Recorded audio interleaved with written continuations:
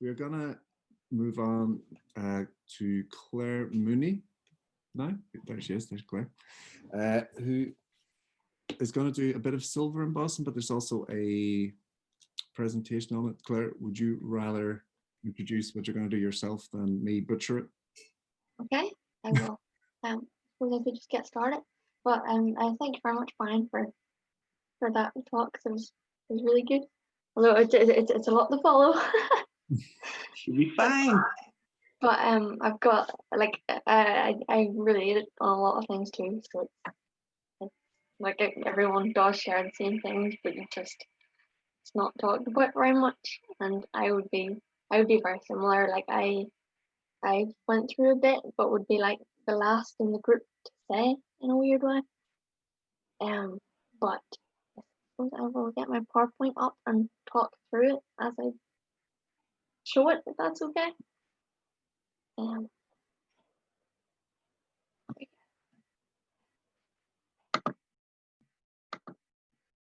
Sorry a second.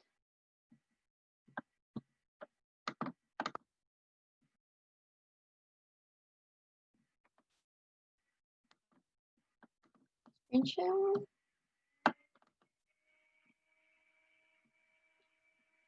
Usually I'm attending the Zooms as a participant, not the screen share.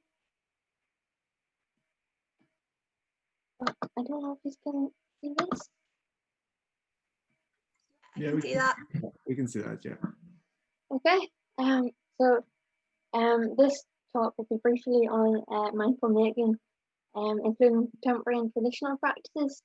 It was as Brian was saying about the physicality of the material and that sort of thing. That's something that like I sort of lean on. So like I would be more traditional. But I have I graduated from the BA in 2018. I had my whole fluster of what am I going to do afterwards during my final year in the first semester. So it was during that time where I was just looking, didn't know what the future was going to hold. But yeah, I suppose from that it informs my practice more, and I opt for more traditional techniques. And like this piece in particular here, it's chased. So while we unfortunately can't do chasing because there's too much materials, tools, and expense in that, I can do a full workshop today. So firstly, I'll talk through the PowerPoint first. So yeah, about me, I work with traditional metalworking skills, and my inspirations include the landscape, making process in particular, and heritage.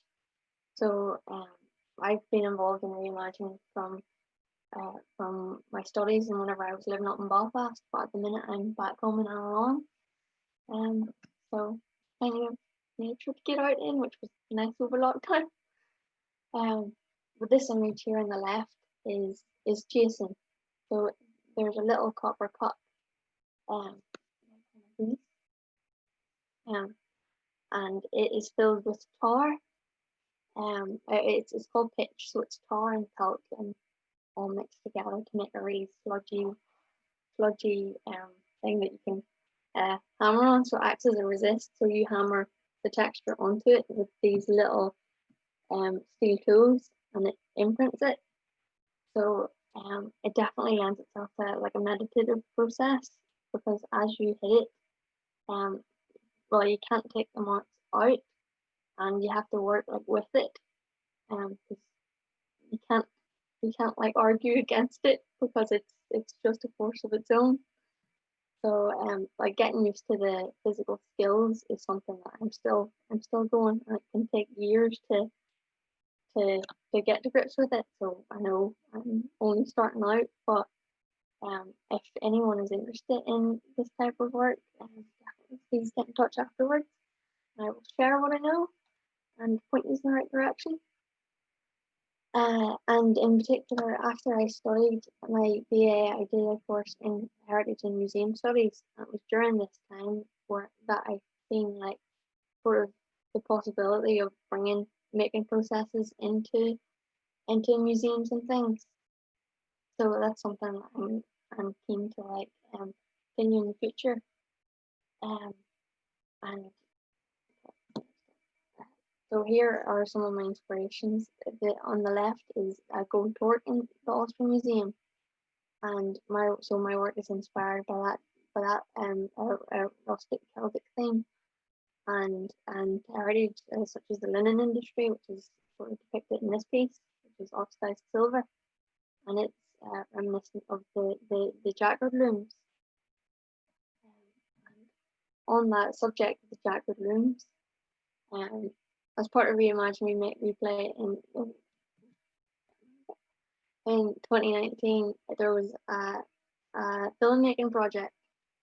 So I was very excited to be in the folk part because it's not it's my favorite museum because it is a place where you can go and engage with craft practices and see the old processes being used.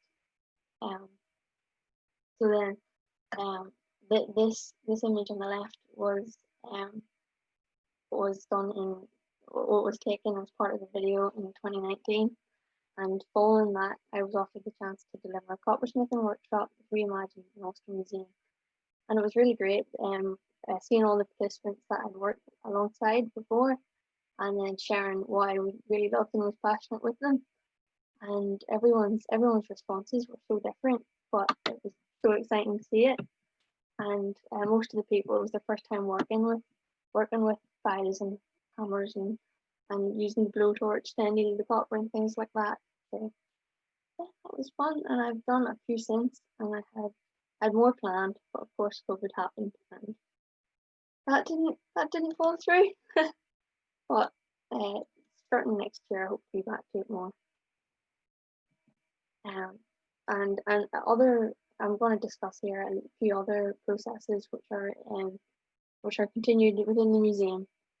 The pieces on the left here are woven, are embroidered on hand woven fabric in the Ulster folk part, and the weaver is Roisin, and there's a little Twitter handle if you just want to give her a follow, because she's so lovely and helpful, and it's nice to see someone like that so passionate about their craft working in the museum. And she's actually doing a weaving for wellbeing workshop next week, which I'll be along to, COVID permitting. But yeah, so within the textile production, it starts with the natural fibers, and that follows the natural process through. So the raw linen would be scotched and redded, and eventually spun and woven with on this lumen lid. So it is a very long process to get to the finished pieces like these little pins, but through the process it does give a lot of time for contemplation and things like that. And on the right here too is a local community embroidery project, and these panels are constructed after community storytelling sessions, and the panels are stitched by people in the local community, and like it's done in layers, so there could be about 4 or 5 people working on each panel, so it's a really collective experience, and it sort of works well that everyone can have their time with it and develop their skills as they go. And because it's so loose and free, it works for beginners and more advanced embroiderers. But like it's amazing that the effects you can get with just with time and a few limited materials on the embroidery. And two other crafts that are carried out at the Ulster Folk Museum include blacksmithing and basketry. And these 2 people I've included here aren't actually in the museum, but they're young makers I've met over the past few years. And he's really blacksmithing and basketry work. And for me in particular, Robbie, who runs Watershed Metalworks. I'm getting him to make me a tool for spinning. So it really does help you like in a sense of community, because like historically most towns would have had a ceramicist or a blacksmith. So if you needed a thing, you had like a person to go to. Whereas I know now that's less of a prominent thing, but these sort of things are making a bit of a resurgence. And that's something I'm keen to share and support. Because like as well as having a use, like supporting the craft as well. So this little pot here is a coffee pot, which is in Ulster Museum and was made in 1824, and it includes loads of processes. There would be casting, spinning, I think, and chasing as well. So my piece here was made in 2018, and I know it has a very, very, very long way to go. But it's with the craft, it's sort of a process where you need to keep improving and keep working at it. But within that, I find it makes me a little bit more a little bit more meditative and things. So on the right here, there's a few materials that I gathered for the full embossing workshop, and because it's COVID and we're all in our separate corners, the materials are very, very simple, really. I know some people on the call maybe have the foil sheet. See everyone. Can I ask as many people have it? No. Oh. Not to worry. I actually didn't end up getting it. I ordered it off Amazon and of course it didn't come. So I used tin trays.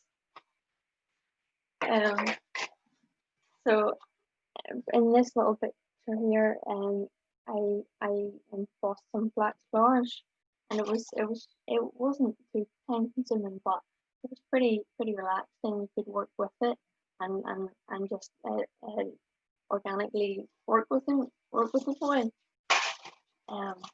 And actually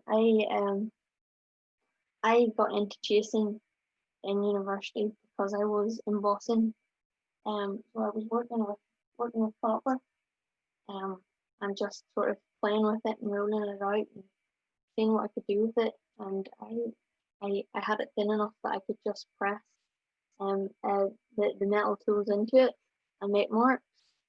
And then so that's how I ended up getting into chasing. But yeah, if I find that the foil chasing it can be very, very calming and relaxing, because you're just working where you're basically working with your own flow and going with it, and as long as you're not too rough with it, because it can tear.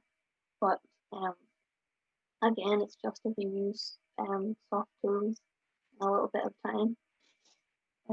My tools I used were the backs of paintbrushes, spoons, and a ruler, and my fingers, just to make some really soft crevices, I suppose. Yes, I did make a little video.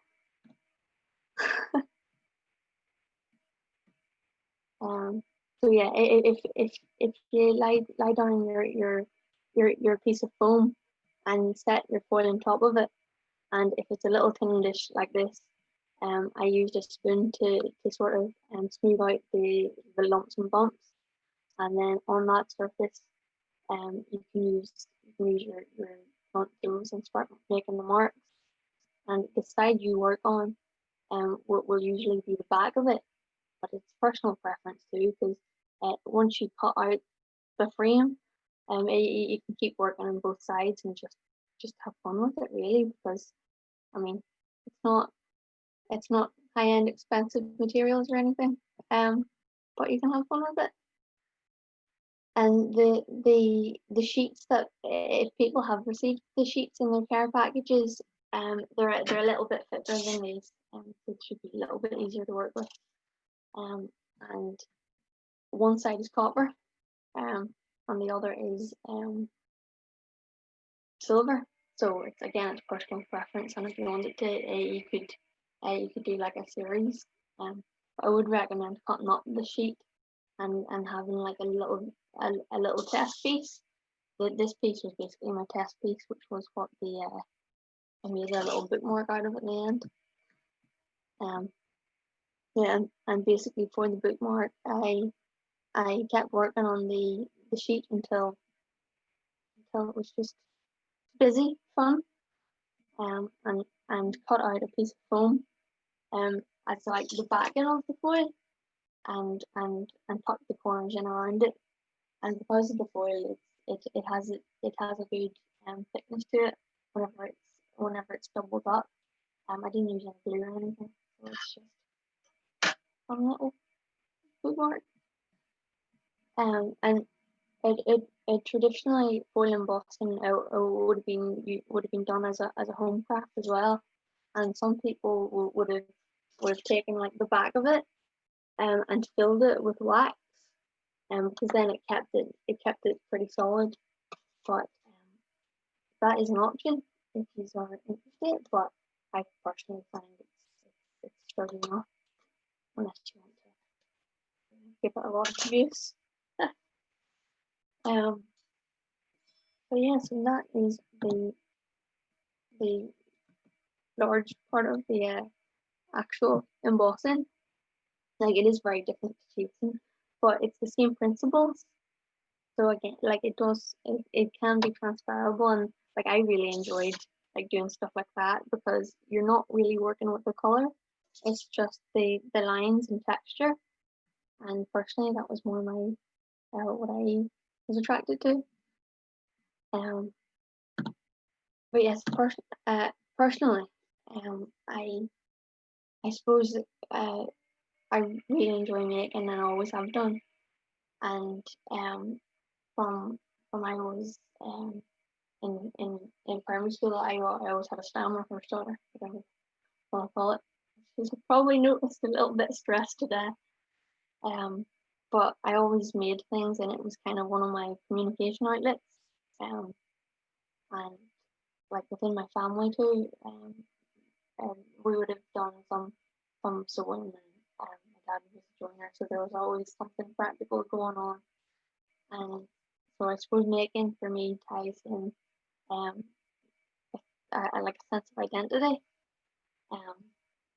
and to carry on a tradition and things like that, to me definitely gives me a little a greater sense of well-being, I suppose.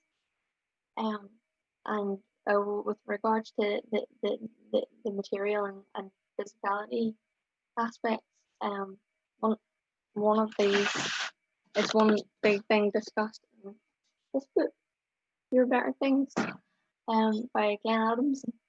So within it, he explores how the people in the contemporary world just don't get the same opportunities to engage with materials. And often, if you don't get that opportunity, sometimes you don't get the outlets that people would have had for meditations and things like that.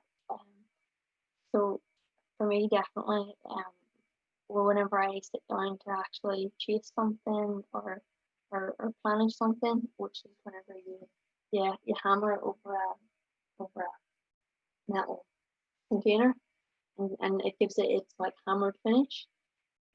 It's just something that's repetitive, and I find it really satisfying and grounding thing to do.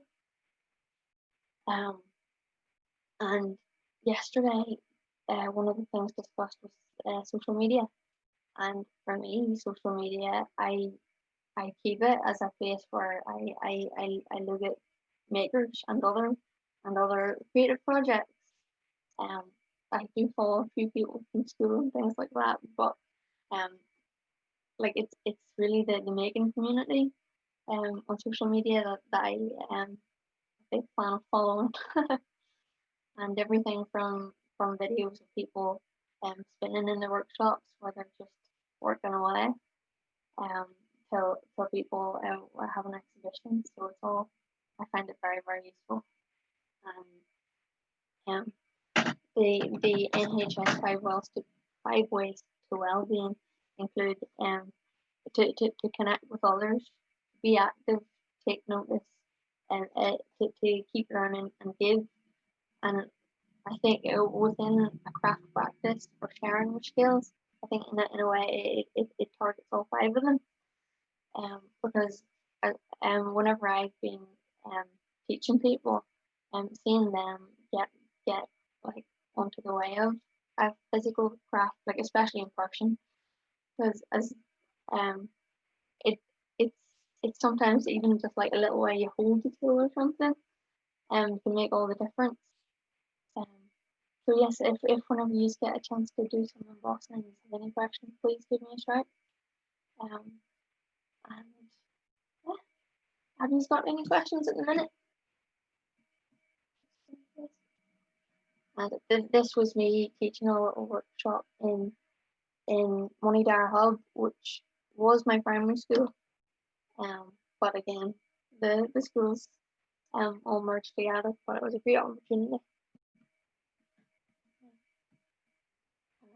See any questions?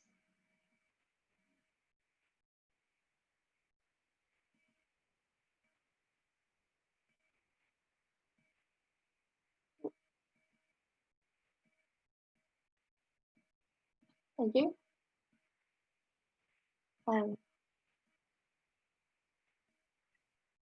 Yeah, so if anyone has any questions for Claire, just pop them in. Let's see, I think Neve has one there and says, great to hear about what craft means to you, Claire, and you can tell what joy it brings you to share it with others when you're teaching. Brilliant, yeah. I should point out that the care packages that Claire is referring to is, we had an overwhelming sign up for this festival that was way beyond anything we expected. We had 30 care parcels ready to send out and 70 people applied to take part in this course. So that was way beyond what we expected. So we had to cut it off at some point. But some of you may have, on this call, may have received a care parcel, and within that there was some foil and foam. Isn't that right, Claire? Yeah. Rosie, do you have it? Yeah, I mean, like we had so many people sign up that I had to even give up my care parcel, so I didn't even get any. So yeah, that's a good sign. But yeah, sorry, I'm a little bit flustered. oh, you're fine. You're absolutely fine. I'll go back. To be honest, I did a more to say. So Clodagh has asked, what do you think about the idea of repetition bringing change mentally? Like doing the same physical task might progress a mental journey, if that makes sense. I think it does make sense. What do you think, Claire? Yeah, I think it does. Like even within my work, like that piece with the ditches on it, if you hit a mark wrong, it was either start from the start or just deal with it and move on, which in a weird way I think is a good thing to get used to, because if you can do it when you're making a little thing, I think it transfers to like bigger things in life, where Yeah. like if there's like an obstacle, you don't go the right way, you just sort of shrug and have to get on with it and go the other way. It's something like the meditative process within that. Like you have to follow the process, but like where that takes you, how it grounds you, how it makes you feel, is all part. It's all part of that. Neve is asking, is there any advice you'd give to anyone who hasn't tried any sort of craft before? Don't beat yourself up at all, because I do something outside that I've done 10 times before and still sometimes don't get it right, but like that's okay, because it's a step by step thing, and like it's the same as Brian was saying about the graph. Like if you're working away, like it never constantly goes up, and there will always be an up and down. So um if you acknowledge that and aren't fazed by that, well, I mean, everyone gets fazed by it. It's a natural thing. I think there's a thing about just like we're talking more about mindful making and just giving yourself that space to make rather than putting the pressure on yourself of having a perfect artwork as well. Not that aesthetics aren't important, because I guess people want to make something they're happy with, but it's about allowing yourself to be involved in that process that you can kind of give yourself over. Yeah. Like I personally, I'm at the point where I'm self-employed, so I do the I make things outside in the shed for retail and for commissions. So it's very hard to set the time aside to do a big vessel and chase it and put all the time into it. So it's something that again you have to be really disciplined to do. And like I've been doing some embroidery and stuff with the community project because it's like apart from my own work. Okay. But you still get the same benefits. And Absolutely. it's a lot warmer to do it in front of the fire than it is outside. Yeah. Let's see. Grace has asked, is there a good community of artists in Annalong? There are a lot of people working away on their own, and I think they're keen to join a community whenever there's something on. But so I'm in the committee of Money Hub and trying to like bring that sense of community to a place. Because like there are a few little craft shops where I feel a little bit involved, but it doesn't have the social things of purely just going to meet to say I have this problem and I don't know what to do. Because to me it's the casual things, and Reimagine has been really good for me like that, because I as soon as I graduated from my BA I did a master's because I was sort of panicked. But it was through it I ended up joining Reimagine, which has brought me into like a more self-assured that I can do some workshops. Although in real life I find it a little bit easier. Real life's definitely easier, isn't it?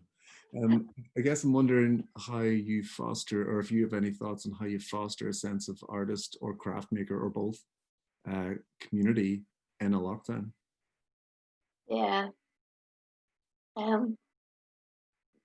I find that the young people, like parents will send their kids to craft things for children, absolutely no bother.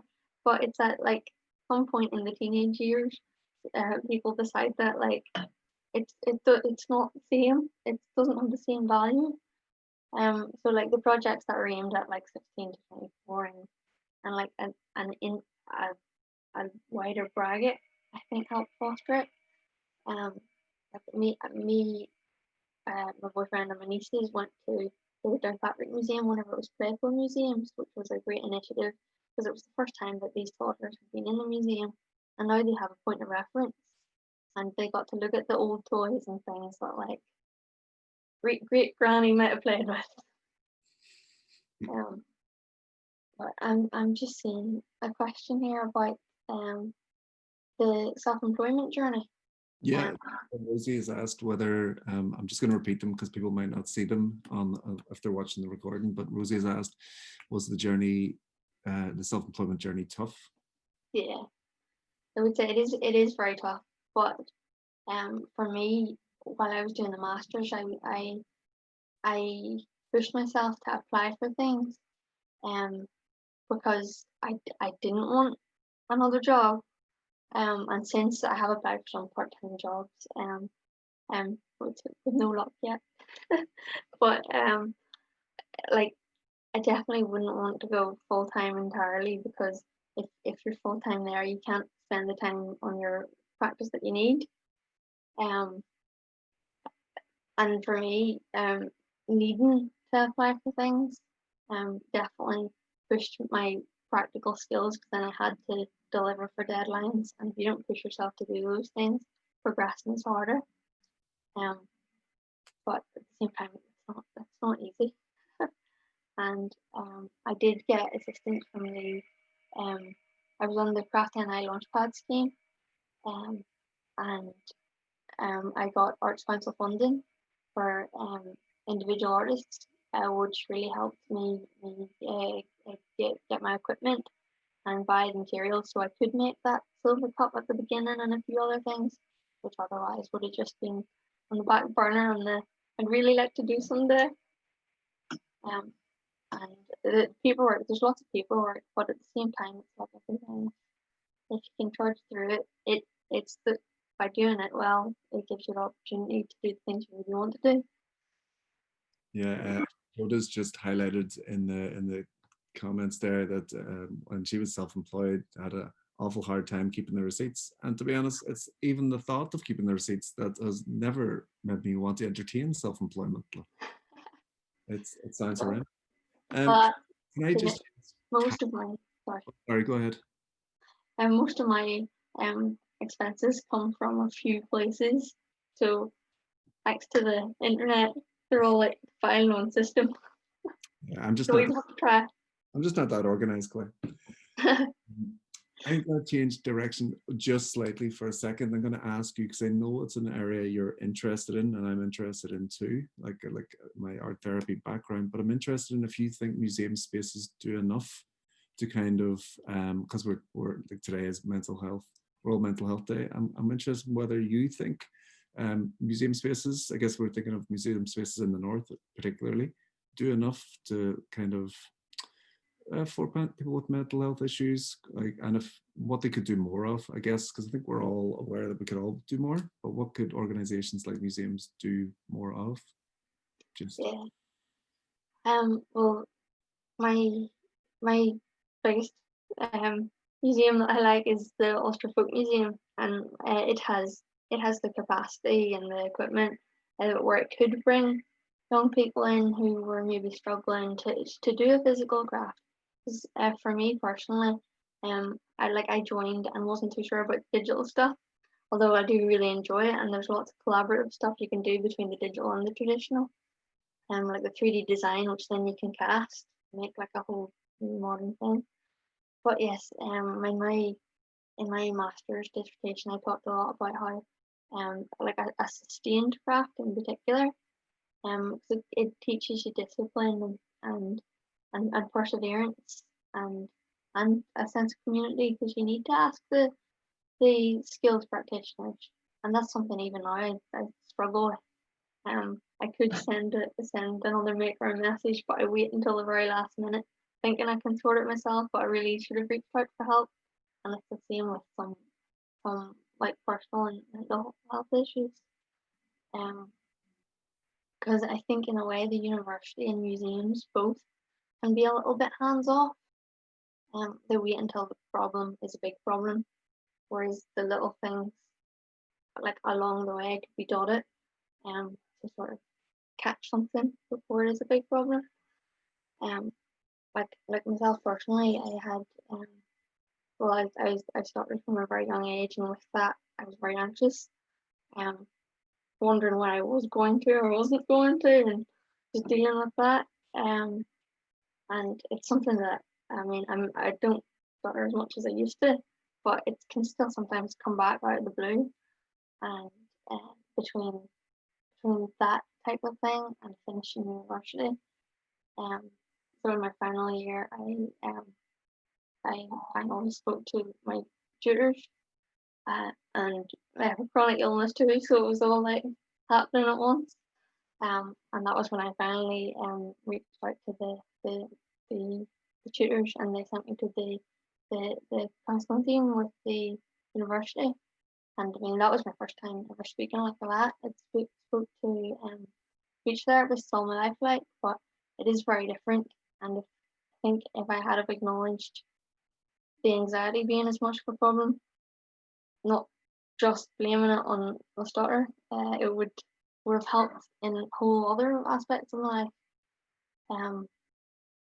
Because at times I am introverted enough, so sometimes being by myself and doing the hammer is just the greatest thing for me that day. But it is important to work through things.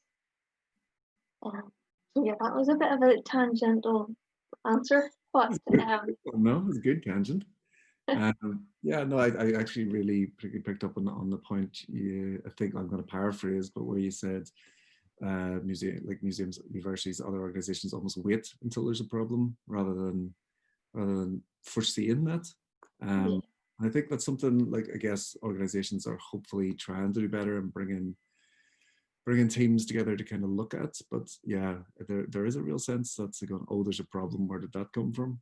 You know. yeah, I also kind of picked up on on I think you've mentioned twice that the folk museum is your favorite, and yeah, I guess like if people haven't been to the folk museum in Cultura, like it's so like it's mostly open space and it's really beautiful and it's like but it's not that kind of traditional four wall white cube museum space. yeah. Like it's very much like a reenactment space rather than a museum in a way, because everyone is in period dress and like you walk around the village and follow your little map that's like illustrated. So it does set itself apart in that way. Yeah, And it was actually founded by Aston Evans was involved in it, and he was an advocate for crafting like ways of life, which he's seen were like slowly declining. And I suppose personally, my uncle, my great uncle, used to make St. Bridget's crosses every year, so he was a serious like traditional craft person. But he wouldn't have called himself that. That was just what he seen as his way of life. So my degree show collection, I photographed in his old abandoned house, because it has same sort of feeling and nostalgia and feeling of memory and identity, which I suppose I like to reflect in my work. Um, but I will see if I can get a photo of it up.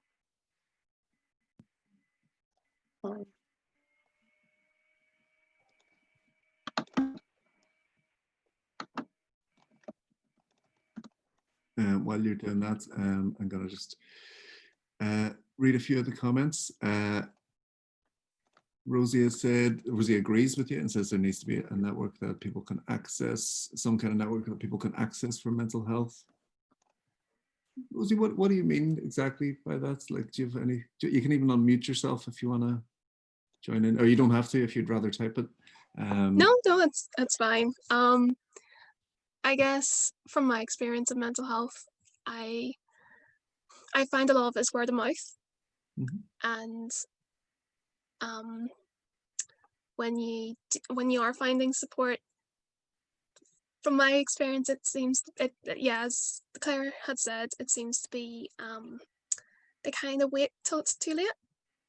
So if there was something in place that you could go to and sort of say, I need help with something, if there was like some sort of like that link he sent us with all the directories, they even had something like that, and you could look up and say, right, that's where I can go down. And do you know? Sorry, I'm a little shy. Do you know what I mean? I think I do think I understand. Like if there was almost like a working network where people could go and even just to say, like I think Brian said as well, it's going like I don't feel right. I'm not sure what's wrong. Even that being enough, you know, kind of be able to make that connection to people would be fantastic. Like because I mean, like my previous experience, I've worked 8 years as an art psychotherapist and worked almost entirely with young people in that time. And people would come to you with quite acute problems, but I would be told by management that I have 6 weeks to work with them. And you're going, these people might have like had years and years of trauma and things, but now I have 6 to 8 weeks with them, 6 to 8 sessions, I should say. And it's kind of, it's nowhere near good enough. So I think actually the idea of a network that people can engage with, whether it's with peers and professionals alike, I think sounds really, really good. Just Cool. need you to set it up now, Rosie. Sorry? Just need you to set that up. Yeah, no worries. It's a really great idea and a really great point. Cool. Thank you for making it. Yeah, thank you very much. You also mentioned weaving for well-being. What is weaving for well-being, Claire? Well, in 2018, I volunteered with a project called Journeys in Design. So I like help individually exhibition in Lisburn's Cathedral, and it was all about linen. One of my big interests. And is it something that's still active, Weaving for Wellbeing? And if so, can people sign up to take part in? I think they had a big demand for it, so I think all the places were booked up. But it's with Roisin, funny enough, and I know some other people involved. But they do have a cancellation list. So I could forward you the person's details, and they could maybe put you on it. But I don't know if there will be any success. But if you send me a message after, and if there's anything like it at all in future, I can, because I know it's hard to find these things, and I find them easier now after like looking for so long and making all these like weird linen collections connections. But yeah, I suppose another thing that I find is a little bit maybe worth pointing out. Like I at 17 I was diagnosed with like a chronic condition, and like mental health was never something that anyone asked about, and it was only in 2018, and by that stage I had it for 5 years. Somebody gave me a little leaflet about like 5 ways to well-being, which I mean at that point I had like accepted it, and it was all past that stage, and it was actually after I had spoken to the university counsellor. But like little things like that, if they had been implemented on diagnosis of other things, they might be a little bit more helpful. But at the same time, like everyone's learning as they go too, and all the systems that are being put in place when people get these diagnoses now that people are more aware of mental health and it's actually being talked about. It's a great thing. Because I think I then would have put feelings down to something physical whenever it was maybe a little bit of both. So to acknowledge that within yourself, I think is a good start. Yeah. I don't know if there's anything else. I guess the pictures. I'll do a screen share now. Oh yeah, go for it.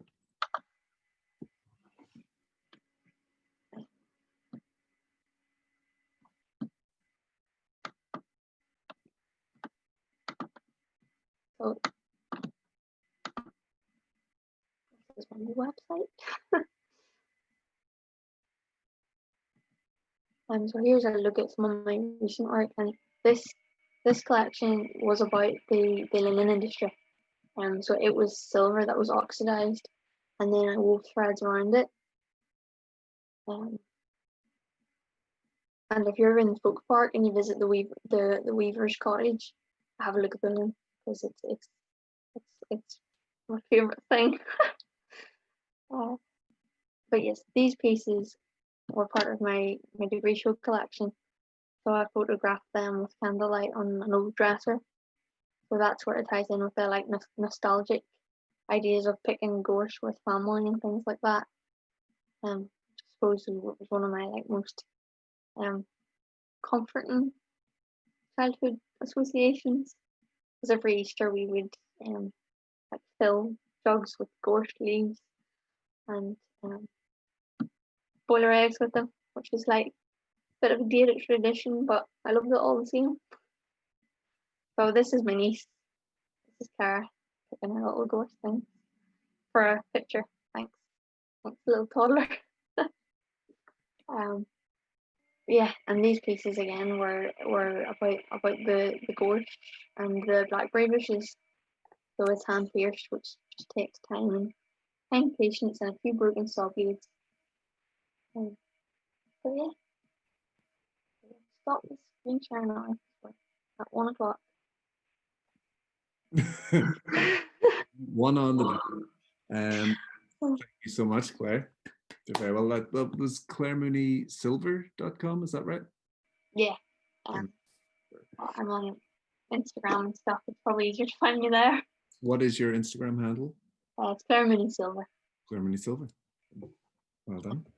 Yeah, sorry, I had practiced and all, but friends Brian's given me a lot of food for thought, and to be honest, I don't know if I would have been just as personal about some of my own things if he hadn't have been. So thank you again for that, Brian, and thank you to Stephen and the whole team at Reimagine for putting this together.